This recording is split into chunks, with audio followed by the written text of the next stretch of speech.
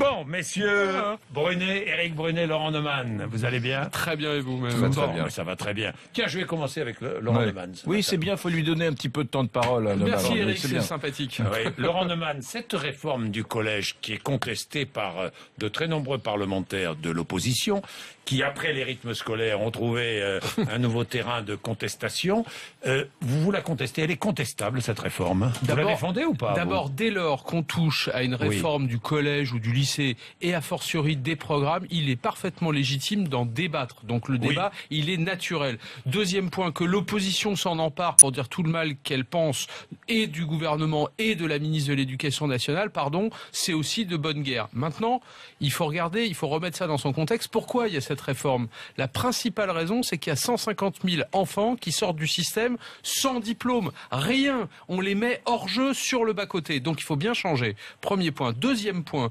Ce débat, et notamment le débat sur les contenus, sur les enseignements, sur les programmes qui vont être enseignés aux enfants. Vous savez qu'on va en débattre la semaine prochaine, que c'est pas figé dans le marbre, que les enseignants vont pouvoir amender, corriger ça dès la semaine prochaine, avant même de descendre dans la rue le 19 mai. Et puis troisième point, et là c'est peut-être une façon d'ouvrir le débat avec Éric, moi je veux bien qu'on débatte de tout, mais à une condition. À une condition, c'est qu'on soit pas de mauvaise foi. Je vais vous prendre un exemple.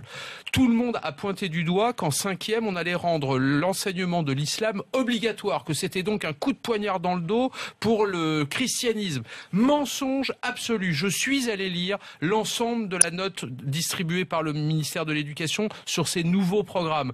Le christianisme est enseigné en 6e. Le judaïsme est enseigné en 6e. Et comme chronologiquement l'islam vient après, il est effectivement enseigné en 5e. Donc tout ce qu'on vous raconte depuis 10 jours là-dessus est absolument faux, radicalement faux. Siècle. Donc moi je veux bien qu'on débatte, mais à condition qu'on ne soit pas de mauvaise foi. Oui, et sur la suppression des classes bilingues.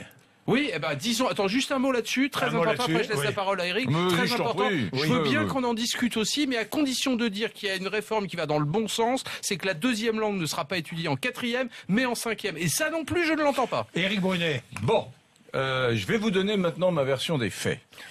Il y a une instance... Moi, c'était pas une version, c'est des faits. Moi, je vais vous donner ma version, qui s'appelle le Conseil supérieur des programmes, qui est rue de Grenelle. On ne connaît pas les buts de guerre de ces gens-là. On ne sait pas pourquoi ils existent.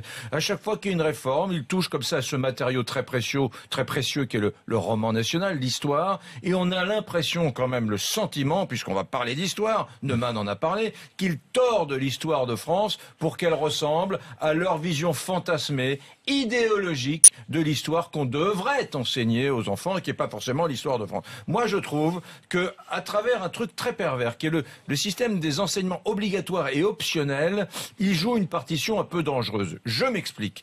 Neumann a raison, l'enseignement du christianisme demeure, mais il y a en réalité dans les programmes scolaires ce qui est en gras et ce qui est en maigre, ce qui est obligatoire et ce qui est optionnel. Alors oui, je vais vous dire, moi, l'humanisme de Montaigne, par exemple, devient optionnel. Était-ce ce qu'il fallait faire après le 11 janvier? J'en suis pas certain. L'esprit des Lumières devient optionnel. La France des Lumières devient optionnelle. C'est-à-dire que, voilà, si on a un peu de place à la fin de l'année scolaire, on parlera du 18e, les des Lumières. Ça devient optionnel. Mais il y a des choses qui deviennent obligatoires, la traite négrière, etc. Donc, on sent quand même que ces gens-là, du Conseil supérieur des programmes... sont des idéologues, alors si je comprends bien. Et que la repentance est là, c'est les grands classiques de la gauche. Sur la suppression des classes bilingues, parce que là, j'ai l'impression que ce sont un peu les privilégiés qui protestent, non? Parce que bon, moi je veux bien, c'est la mort de l'élitisme républicain. On est mu par un truc à gauche, c'est l'égalité. L'égalitarisme. Alors c'est vrai, c'était les meilleurs qui étaient dans ces classes-là, mais on veut plus de meilleurs. Les meilleurs, ça sent mauvais quand on est de gauche. On les aime pas, les meilleurs.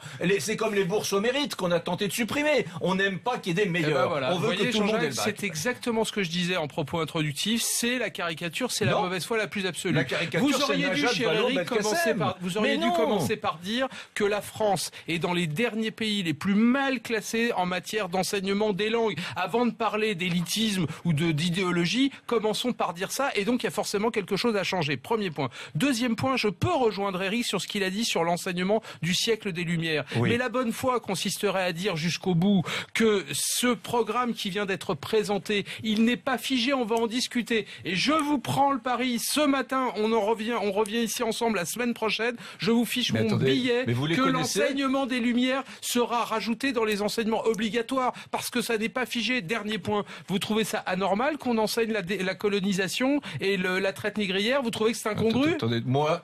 vous êtes d'accord? Vous pensez que c'est une bonne idée? Alors, pourquoi en faire un argument politique? Pouvez-vous me laisser répondre?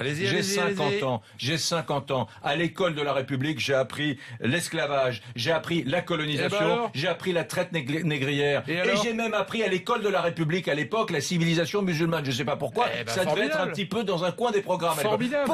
Pourquoi est-ce que ces gens du Conseil supérieur des programmes ont besoin d'appuyer à ce point? C'est de la repentance sur la traite négrière, la rendre obligatoire, l'esclavage, la colonisation, toujours se flageller davantage. Oui, c'est de l'idéologisme à 3 sous. Éric, vous venez de dire vous-même qu'il y a 40 ans, lorsque vous étiez en 6e, vous l'avez déjà étudié. Messieurs, on va en faire plus. On va en faire des tonnes, vous l'avez compris. Un ancien ministre et un professeur. Un ancien ministre de l'Éducation nationale et un professeur à 8h35.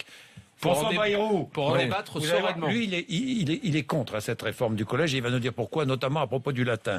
Eh bien, nous en parlerons tout à l'heure. 8h35, 9h, 7h58.